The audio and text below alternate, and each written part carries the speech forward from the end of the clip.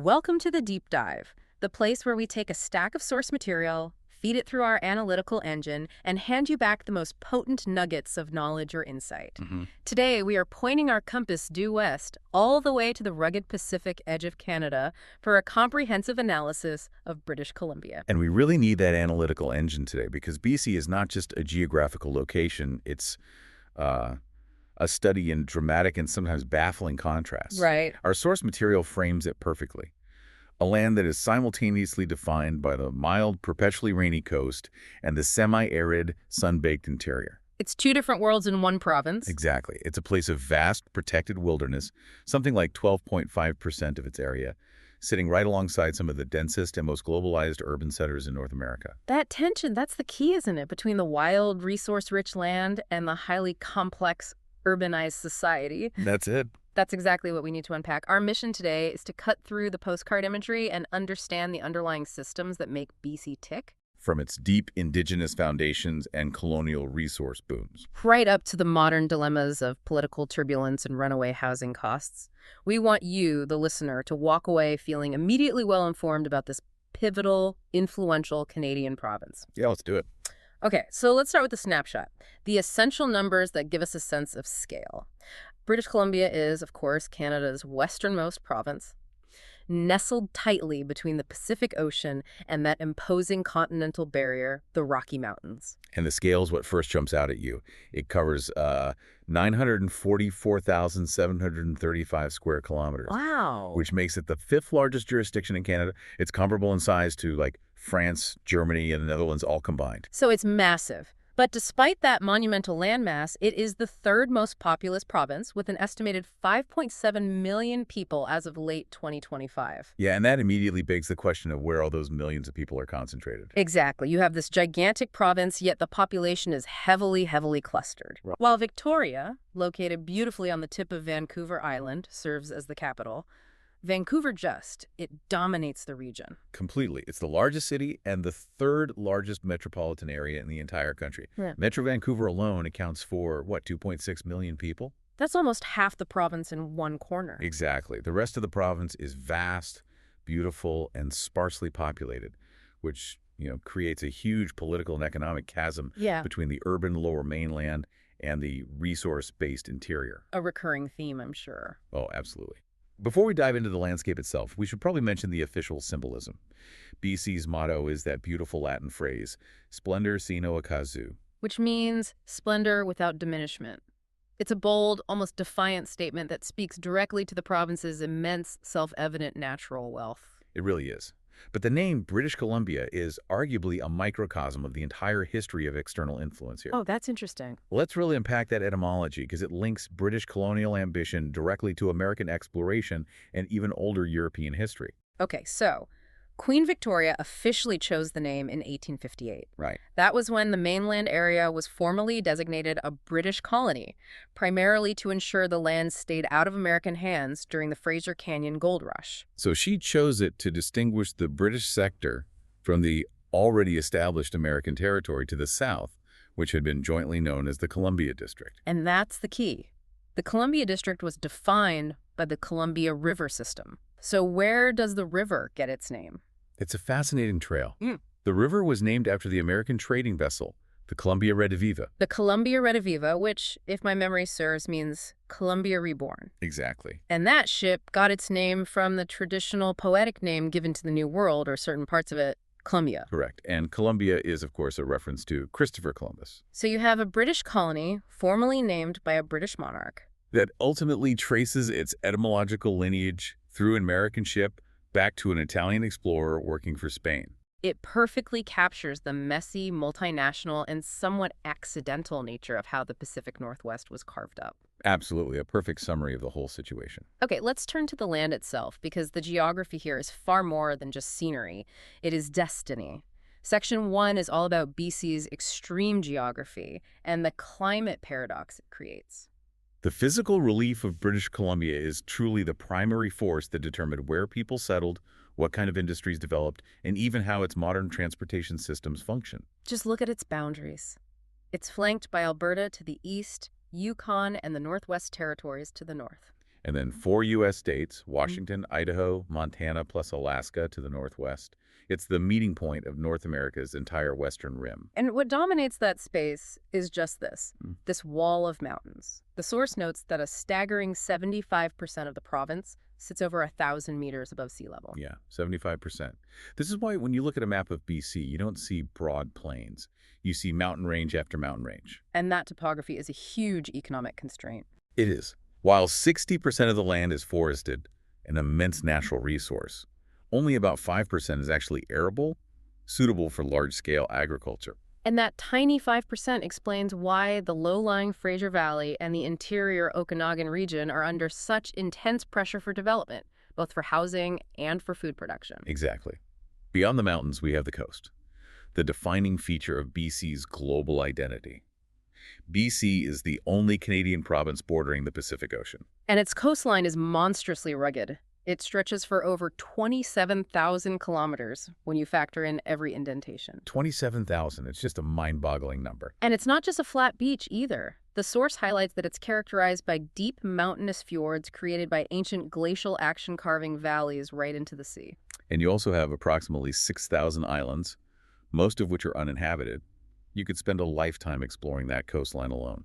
To help us visualize the scale, we've mentioned Victoria, the capital, on Vancouver Island, and Vancouver, the population hub in Lower Mainland. But if you wanted to find the center of the province, you'd be near the small town of Vanderhoof. And a fun fact, the largest city by land area is actually Abbotsford, which just demonstrates the different metrics we use to define a municipality's importance. Okay, now let's address the climate paradox. This is a direct, fascinating consequence of all those high mountain ranges. It really is. This is where BC goes from mildest to driest and hottest in Canada, sometimes within just a few hundred kilometers. Absolutely. The coast is entirely defined by the North Pacific Current, a warm, moist flow coming off the ocean.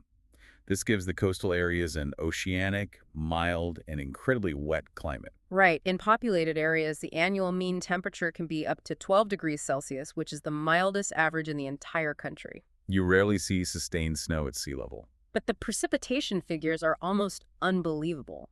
To give you an extreme example, our sources point to Hukutlis Lake on Vancouver Island. Oh, this number is wild. It receives an average of 6,903 millimeters of rain annually. That's nearly 23 feet of rain. It's just staggering. That amount results from the moisture-laden Pacific air hitting the steep coastal mountains and being forced straight up to condense. A textbook example of orographic precipitation. Exactly. But once that air mass crosses the first two major ranges, the Coast Mountains and the Cascades, it loses almost all its moisture. Resulting in a dramatic rain shadow effect. A huge one. You descend into the deep interior valleys, the Thompson, the Fraser Canyon, the Okanagan, and the entire environment just flips. You enter semi-arid zones. And these are genuinely dry zones. Certain interior locations receive less than 250 millimeters of precipitation annually. The summers there are intensely hot. Oh, yeah. Losoyuz, a town located near the U.S. border in the Okanagan, averages a maximum temperature of 31.7 degrees Celsius in July. And that makes it the hottest month of any location in the country, on average. But the extremes recorded in BC are even more telling. Think about the summer of 2021. The heat dome. Exactly.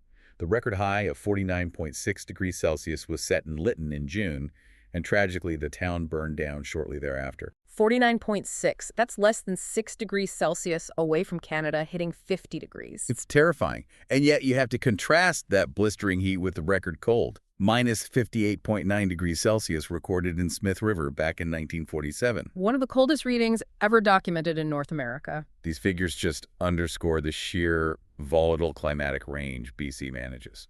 And, of course, the extended summer dryness in the interior creates the perfect kindling for natural hazards, particularly forest fires. An almost annual fixture now, whether sparked by dry lightning or human activity. And these hazards are also strongly influenced by the Pacific's macro cycles. El Niño tends to bring milder and drier conditions, while La Niña brings wetter, cooler patterns. Right. It's incredible that humans have managed to live and build an economy in such volatile conditions. But this rugged, varied landscape is exactly why the province has had such an immense commitment to conservation, isn't it? Precisely. To protect this biodiversity, 12.5% of the province is legally protected. Wow, 12.5%. That's over 800 distinct areas under 14 different designations. It's a massive commitment to land stewardship. And that includes 7 of Canada's national parks and reserves places like Glacier, Pacific Rim, and Yoho National Parks. Right. And when you look at the fauna, you realize why this protection is so non-negotiable. It's a stronghold for large North American species. Absolutely. You have flourishing populations of grizzly bears, black bears, and that uniquely magnificent creamy white Kermode bear, the spirit bear, which is a subspecies of the black bear found only in this region. And the marine environment is just as rich. Totally. It hosts migratory routes for orcas, humpback whales, gray whales, and large colonies of harbor seals. It paints a picture of immense natural health, but it's important to note not everything is thriving. No, it's not. The sources highlight several highly endangered species, including the Vancouver Island marmot, the spotted owl, and certain badger populations. The pressure on the land, particularly from development and resource extraction, is relentless. And we can't forget the plant life.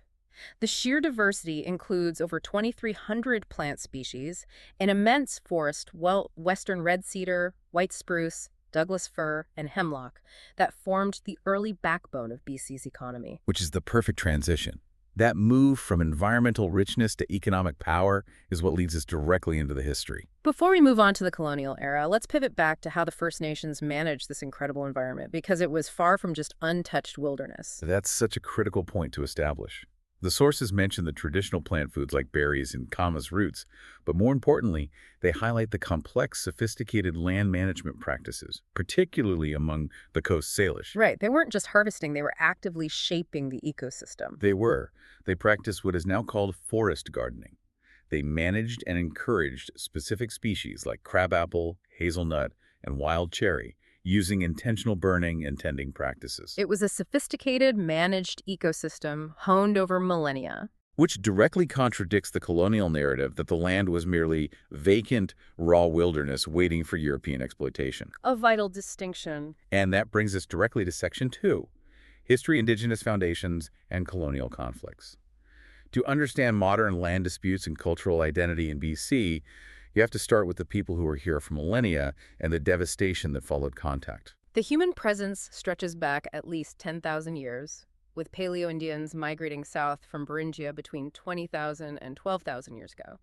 Initially, they were nomadic hunter-gatherers, but around 5,000 years ago, groups began settling into more sedentary, resource-focused lifestyles, particularly along the coast where marine resources were so abundant and reliable. And this stability allowed for the flowering of incredibly rich and complex societies among the Pacific Northwest Coast peoples, the Haida, the Kwakwaka'wakw, the Nuu-chah-nulth. Their culture was defined by their relationship with the western red cedar. They used it not just for massive communal plank houses, but also for enormous seagoing canoes capable of carrying dozens of people, and, of course, the elaborately carved totem poles. And the ceremonial culture of the potlatch, that system of ceremonial feasts where immense wealth was distributed and status was established, was fundamental to their political and social structure. Yeah, cornerstone. And let's not overlook the linguistic wealth. BC is, or was, a powerhouse of Indigenous language diversity, home to 34 distinct Indigenous languages. But the source notes the catastrophic decline. It's tragic. Today, only about 6,000 people speak those languages in total, with around 4,000 being fluent. Yeah. It's a sad testament to the impact of colonization in residential schools. And that brings us to the shadow of contact. This sophisticated, interconnected culture met an abrupt and devastating end with the arrival of European ships. Which inadvertently carried waves of infectious diseases. The sources are chillingly specific about the scale of the disaster.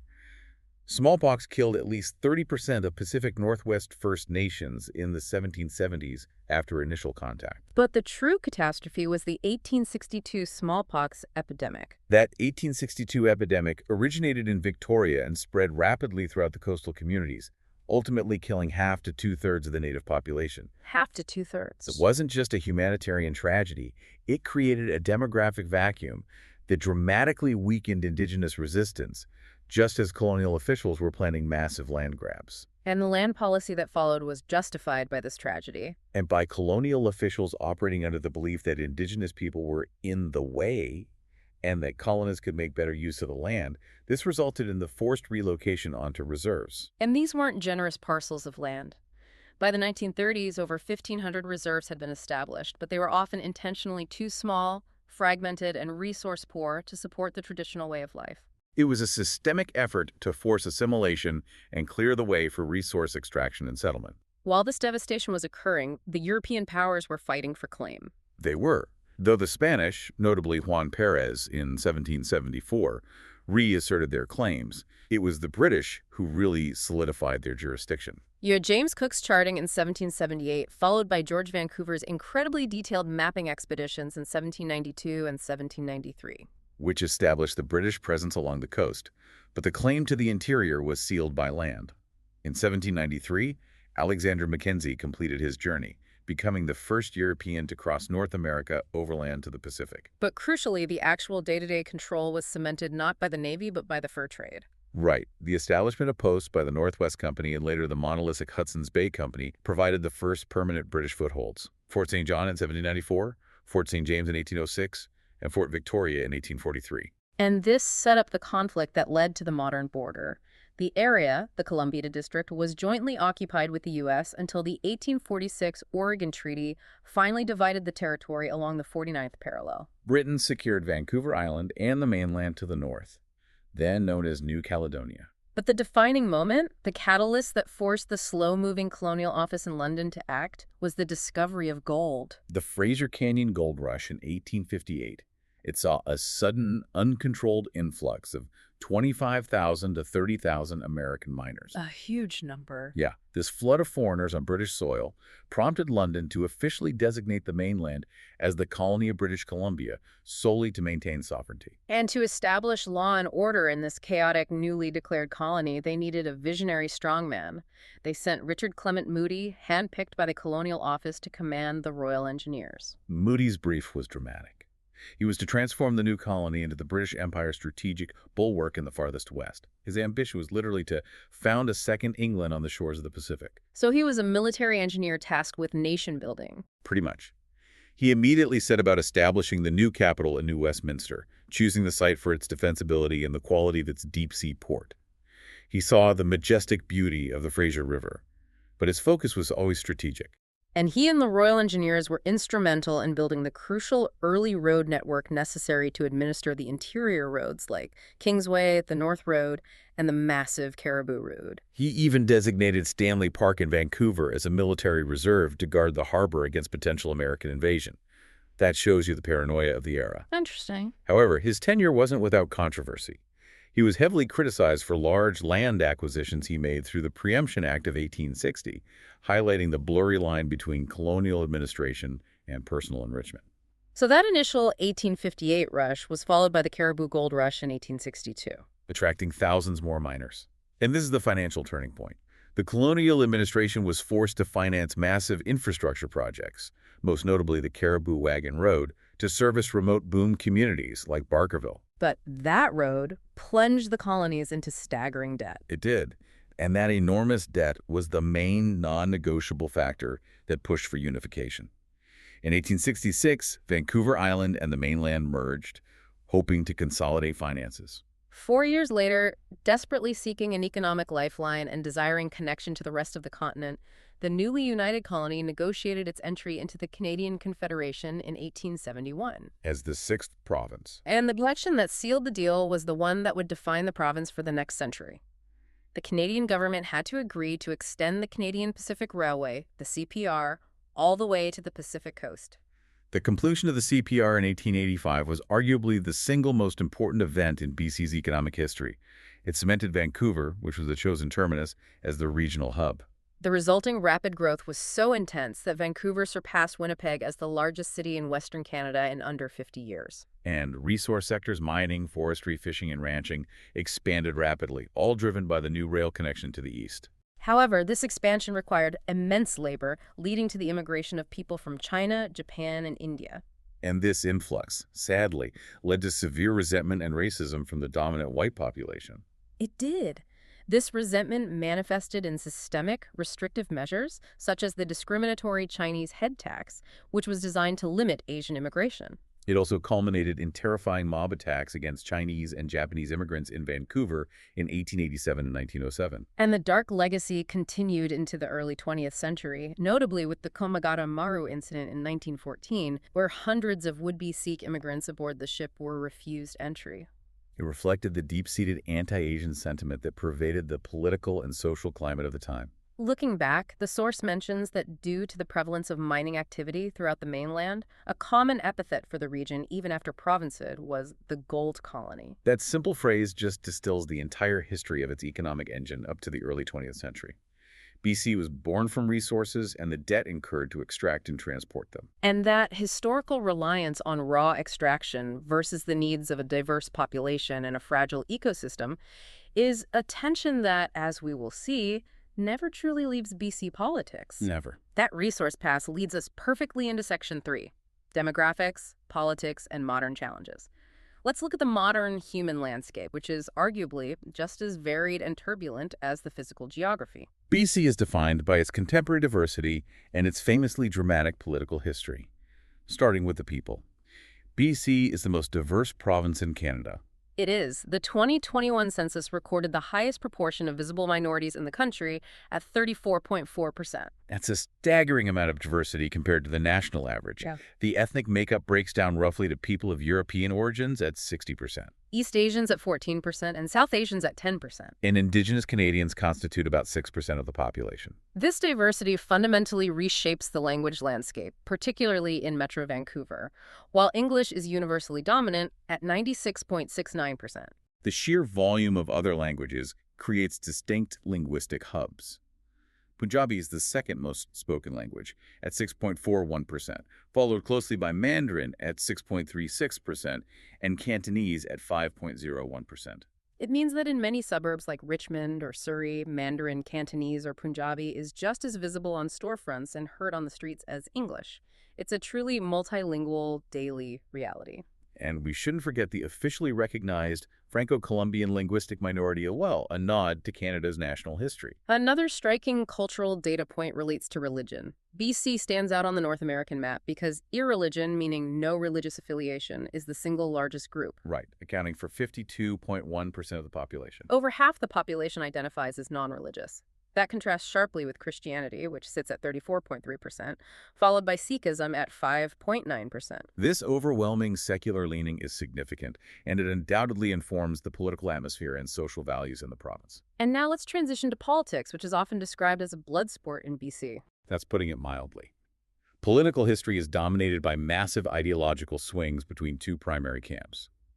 The left, represented by the NDP. And its predecessor, the CCF, and the Right of Center Coalition, historically Social Credit, and currently the BC Liberals, who recently rebranded to BC United. Let's just pause right here because this point is crucial for anyone outside BC. The source explicitly clarifies that the BC Liberal Party, now BC United, is not politically tied to the Federal Liberal Party of Canada. It causes endless confusion. It's a critical distinction. The BC Liberal United Party has historically been a free enterprise coalition. It was formed specifically to unite disparate conservative, federal liberal, and social credit voters under one tent, often to defeat the NDP. So their ideological common ground is fiscal conservatism, low taxes, and resource development. A policy set that is fundamentally opposed to the federal liberal platform. So if you hear about a BC Liberal premier, you are talking about someone who is economically right of center, regardless of what the word liberal means federally. Exactly. This structure explains the dramatic swings. You have the NDP, which tends to be highly organized and labor-focused, versus this free enterprise coalition, which, when it unifies, can win massive landslides. Like the 2001 election. Yeah, where the BC Liberals won 77 out of 79 seats, a devastating victory for the opposition. Currently, the province is governed by the NDP, which has held a majority since 2020. This back-and-forth volatility is a defining characteristic. And unlike many jurisdictions, the Green Party plays a highly significant role. They do.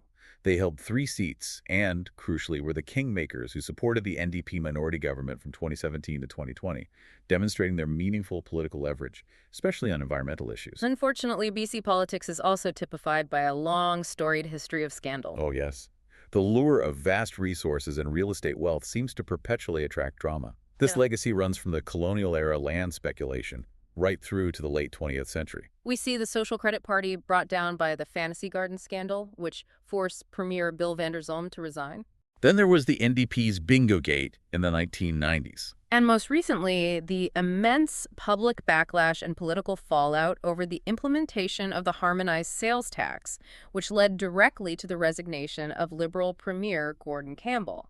It's almost a political tradition to govern until a scandal overtakes you. All of this political complexity feeds into a deep-seated grievance regarding federal representation, specifically in the Canadian Senate. BC feels constitutionally marginalized, and this is where the numbers become stark. British Columbia is severely underrepresented, with only 6 senators allocated for a population of over 5 million people. Almost 6. If you do the math, that equates to 1 senator for every 775,000 people. Now compare that to a province like Prince Edward Island, which has 1 senator for every 75,000 people. This constitutional imbalance means BC has less influence in the appointed upper house of parliament, a major point of provincial friction. Moving into the 21st century, the greatest challenge is the consequence of the province's desirability. BC has reached a critical tipping point defined by a spectacular and often painful housing crisis. The statistics are horrifying. By 2018, Vancouver housing was ranked the second least affordable in the entire world, second only to Hong Kong. Second in the world. The sources explicitly link this runaway inflation to evidence of global capital flows, including massive foreign investment and, critically, money laundering, primarily linked to capital flight from China. That required extraordinary countermeasures. The province implemented multiple taxes designed to cool demand and punish speculation. We're talking about the empty homes tax, the housing speculation and vacancy tax, and the foreign buyers tax. But the effectiveness of these measures is hotly debated. While they raised revenue and arguably slowed price appreciation in certain segments, they have failed to solve the supply shortage at the low end of the market. It's an attempt to manage a global commodity real estate with provincial policy tools. And the affordability crisis is so severe that it is actually reversing migration patterns. BC was the largest net recipient of interprovincial migrants for years, calling people from across Canada. But that trend abruptly reversed in 2023. The province recorded a net population loss of 8,624 people moving elsewhere in Canada. And where did they go? A substantial percentage of those people moved east to Alberta, drawn by much lower housing costs and a robust energy economy. This is a significant demographic shift that directly reflects BC's cost of living crisis. Finally, we must acknowledge the critical and painful reckoning with the past that intensified in 2021. The discovery of unmarked grave sites of hundreds of Indigenous children at former Indian residential schools, specifically at Kamloops, St. Eugene's Mission, and Cooper Island, forced the entire nation to confront the devastating and recent legacy of colonial policy.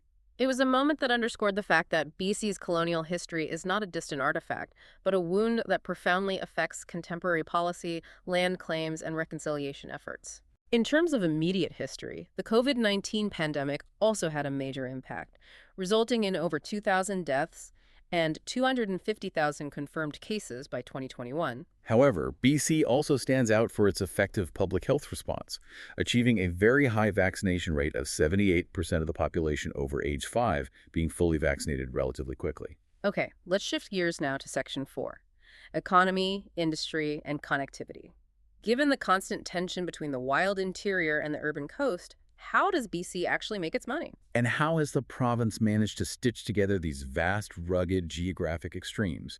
The shift has been profound. Historically, it was purely a resource-dominated economy. Forestry, mining, fishing, the gold colony. While these sectors remain significant, the economic evolution has overwhelmingly favored services.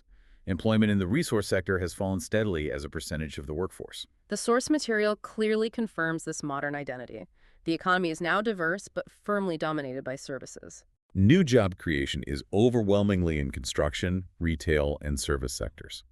BC now boasts the highest percentage of service industry jobs in Western Canada, constituting 72% of its overall industry. 72%? That's significantly higher than the regional average. Within that service sector, the most valuable engines are finance, insurance, real estate, and corporate management, all heavily concentrated in Metro Vancouver. This concentration means the global economy is running right alongside the traditional economy. But we can't forget those historical resource mainstays because they still feed the global export market. They do.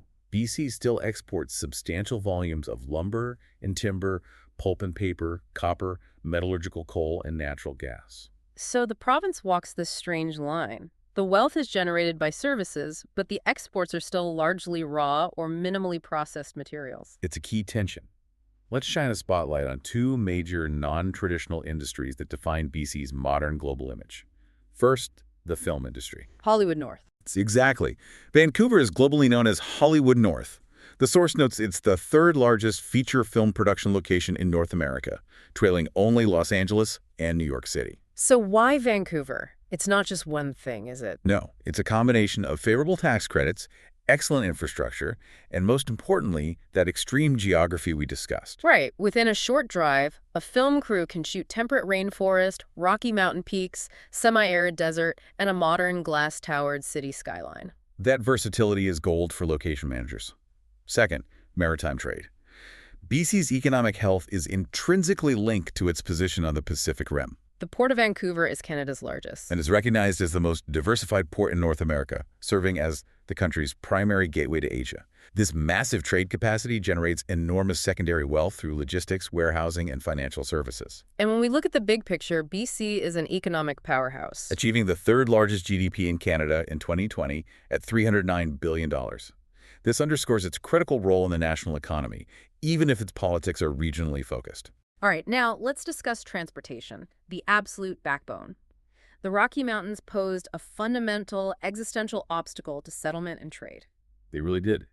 Before the 1885 railway completion, the only reliable way to move goods and people was via the Pacific Ocean to ports like Victoria and New Westminster. The CPR wasn't just infrastructure.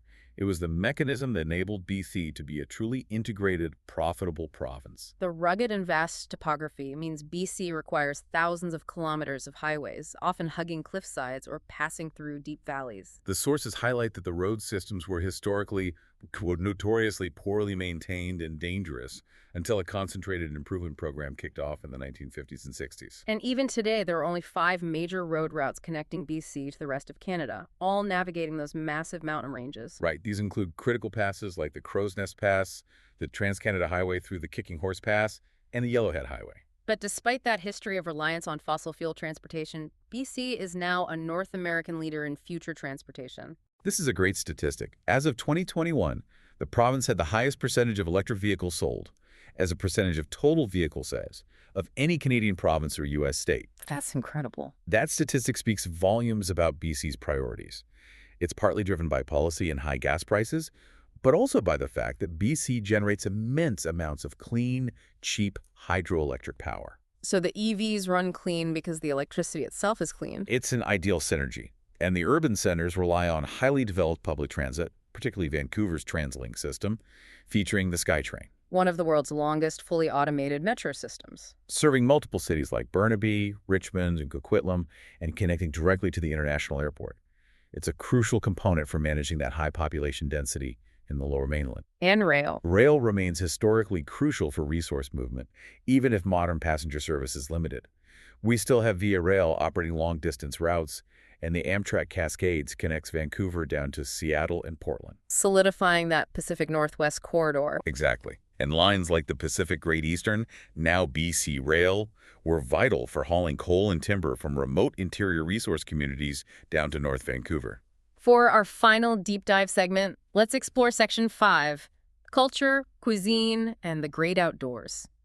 This is where the geography, the history, and the high level of urbanization truly translate into lifestyle and global identity. The culture of BC has a fascinating dual identity, beginning with the incredible depth of Indigenous formline style. This is the art found in Northwest Coast Indigenous traditions, the elaborate totem poles, the transformation masks, and the detailed chilkat weaving. Characterized by those continuous flowing curvilinear lines and ovoid shapes. Yes. The Western art scene came later, and often incorporated this landscape and cultural legacy. Think of the celebrated painter Emily Carr, whose work often fused European painting techniques with Indigenous subject matter and the rugged West Coast environment. And we also remember architect Francis Rattenbury, who designed iconic structures like the Empress Hotel and the Parliament buildings in Victoria. Then in the latter half of the 20th century, Vancouver developed its own distinct intellectual movement. The Vancouver School of Conceptual Photography in the 1980s. This school includes internationally renowned figures like Jeff Wall and Stan Douglas. who use large-scale, often cinematic photography to explore narratives and conceptual themes related to the city's history, labor, and social structures. It's a sophisticated intellectual contribution to global art. And today, Vancouver maintains roughly 350 works of outdoor public art, reflecting the city's commitment to visual identity. The performing arts sector is equally vibrant. BC is the third largest music-producing province in Canada, generating an estimated yearly revenue of $265 million. Wow. It is home to the Vancouver Symphony Orchestra, a pillar of classical music, but also launched internationally popular acts across multiple genres, from rockers like Bryan Adams to jazz legends like Diana Krall and crooners like Michael Bublé. Moving to cuisine, BC's food culture perfectly reflects this demographic and geographic location. Hyper-fresh, fusion-focused, and centered on healthy, often local ingredients. There are two main culinary traditions. You have the West Coast tradition, which is heavily seafood-focused, leveraging the incredibly rich marine environment. Right, think Dungeness crab, spot prawns, and wild Pacific salmon. Prepared, smoked, candied, or chowdered. Then you have the interior tradition, which relies more on the resources found inland. Game meat, curing, and smoking, often alongside the fresh produce coming out of the Okanagan and Fraser Valley. But the truly unique staples showcase that fusion and regional specialty aspect. We have the famous Nanaimo bar, that specific layered dessert that has become the unofficial provincial confection. With its crumb nut base, custard middle, and chocolate ganache top. A classic. And in the sushi world, the BC roll, which contains barbecued salmon and cucumber, is a beloved local invention. And for beverage enthusiasts, that staple of coffee shops across North America, the London Fog Tea Latte, Earl Grey, vanilla, steamed milk, was actually invented right in Vancouver. In Scotland, they even refer to it as a Vancouver fog to credit its birthplace. I love that. And speaking of drinks, the interior is crucial to agricultural wealth.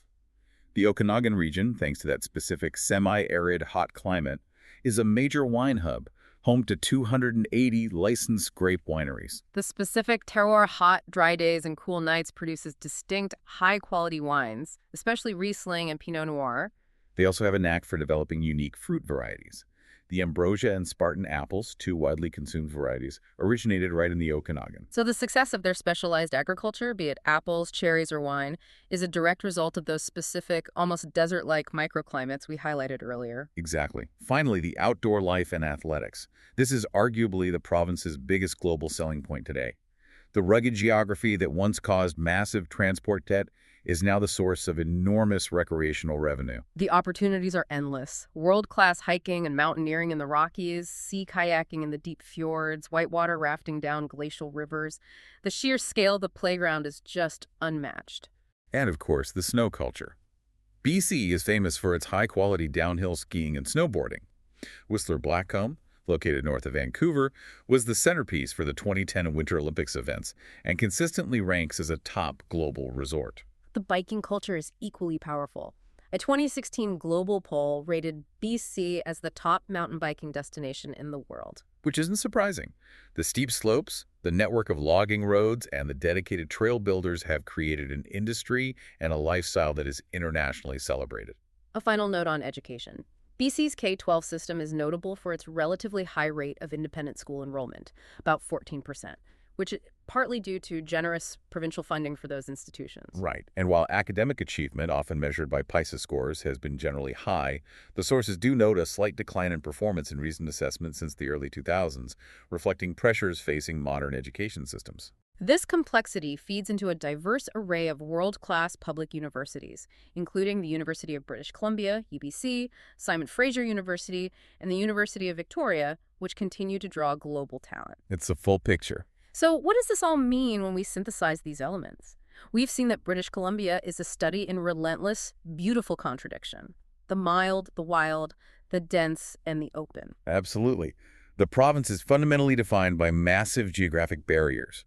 The Rockies, the coastal mountains, the fjords, and immense resource wealth. These two factors catalyzed its complex and often turbulent history. The devastating Indigenous population collapse, the frenzy of the gold rushes, the infrastructure-defining Canadian Pacific Railway, and the political scandals that seem to perpetually accompany the pursuit of immense wealth. The result is Canada's most diverse society, highly urbanized around two major metropolitan centers, yet still heavily reliant on the vast, remote, and still wild resource heartland. There's a constant balancing act between the needs of a 72% service economy and the demands of the remaining 28% resource base. And this brings us to the final provocative thought.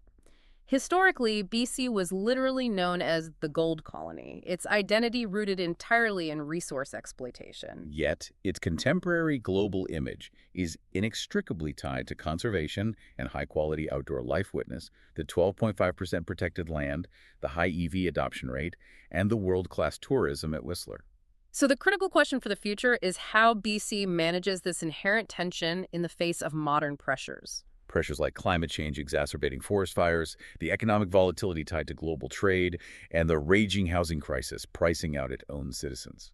How will this highly urbanized, secular, and diverse population demand that its government balance the enduring need for resource income, the coal, the copper, the lumber, with the fierce protection of the natural splendor that now defines its global image? And perhaps more importantly, defines its long-term future prosperity. That balance between the resource past that built the province and the conservation future that attracts the world is the definitive political and economic challenge facing British Columbia right now. And how they navigate it will influence the entire Pacific Northwest region for generations. Something profound to mull over as you contemplate that 27,000 kilometers of rugged coastline and the density of a Vancouver high-rise.